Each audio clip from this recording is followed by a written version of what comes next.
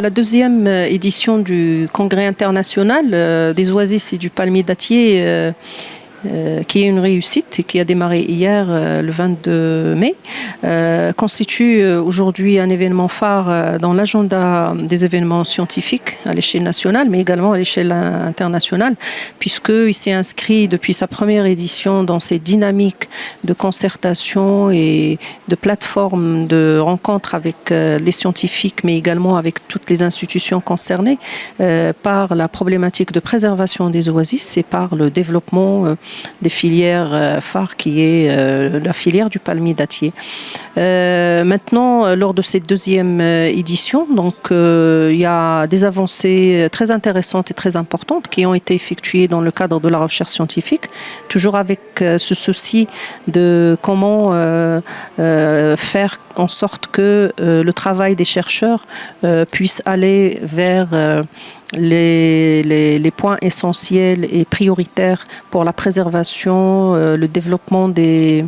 oasis, mais également comment les rendre plus résilients et comment ils doivent s'adapter au changement climatique. Donc il y a eu un parterre de scientifiques qui est très important, qui nous a fait voyager à travers de belles expériences réussies un peu partout dans le monde et qui constitue aujourd'hui un potentiel très important sur lequel nous, en tant qu'Anzoa, on est interpellés pour capter justement ces expériences, en tirer profit, les expériences, les bonnes pratiques, mais nous interpelle aussi pour que l'appui à la recherche scientifique puisse aller encore plus de l'avant. Et ça, nous y travaillons avec l'INRA et tous nos partenaires et les institutions de recherche nationales. D'ailleurs, nous avons, dans ce cadre, signé une convention à l'ouverture du congrès le 22 qui concerne justement comment appuyer la recherche scientifique. Et c'est une convention importante qui a été signée avec l'Institut national de recherche agronomique et l'ICARDA, l'Institut international de recherche dans les zones arides. Donc tout ça, ce sont des perspectives, de belles perspectives, Inch'Allah, qui vont nous permettre à nous, mais également à tous nos partenaires et à notre ministère de tutelle, de pouvoir asseoir le développement de ces oasis et leur préservation sur des bases scientifiques solides et permettre à ces oasis de se développer et d'être bien préservés tel que le souhaite notre souverain qui a donné le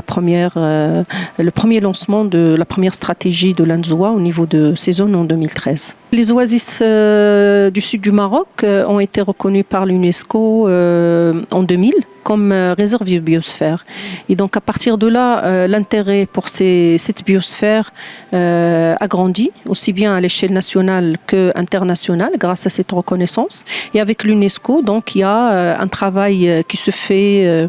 d'évaluation sur justement les avancées et sur le programme cadre qui a été fixé pour la préservation et le développement de ces oasis. Donc ils sont inscrits en tant que patrimoine au niveau de ce programme-là et qui constitue à l'échelle internationale également un observatoire pour attirer l'attention aussi bien des décideurs, des scientifiques, mais également de toutes les institutions concernées et la population locale, ainsi que des ONG et la société civile qui travaille dans ces écosystèmes. Donc attirer leur attention et surtout les amener à travailler sur un programme concerté qui puisse justement permettre la mutualisation aussi bien des connaissances, mais également des savoir-faire, mais la mutualisation des moyens financiers qui seront et qui sont mis au profit de ces écosystèmes.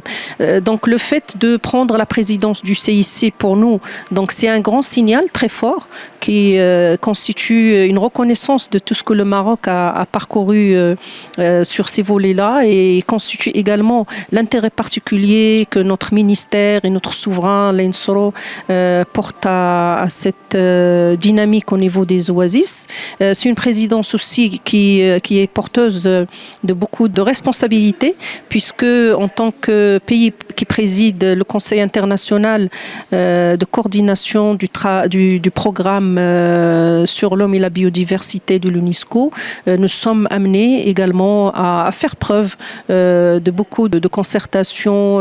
en interne, mais également à essayer de faire la promotion de tout le travail qui est fait à l'échelle nationale, l'EIC à l'international, et essayer également dans cette dynamique de pouvoir positionner nos biosphères, parce qu'on en a 4 à l'échelle du Maroc, et donc les positionner, continuer à travailler en concertation en interne avec les institutions concernées, mais également être les porteurs de messages très forts à l'international et faire le plaidoyer de ces écosystèmes très très importants, aussi bien pour le Maroc, mais également à l'échelle internationale.